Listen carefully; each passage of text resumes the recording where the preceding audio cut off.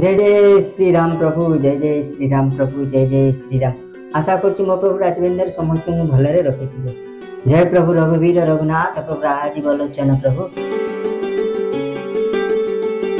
आज आम जाना जे राम शब्दर प्रकृत अर्थ कौन, आम कहीं राम राम कहूचे।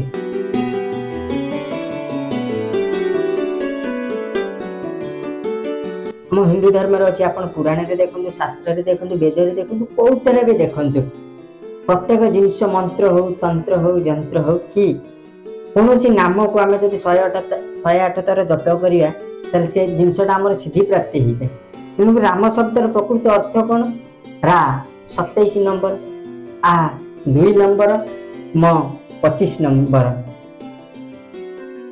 27 2 25 समान 54।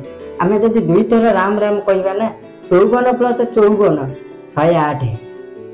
ये गोटे जिनस चिंता करते, आम केवल राम राम 2 पद कथा देखिनी आमर मंत्रटा सिद्धि हो जाए। मत जहाँ लगुच तुम मैंने बुझीपार राम राम शब्दर अर्थ कौन, कहीं आम राम राम कहूचे।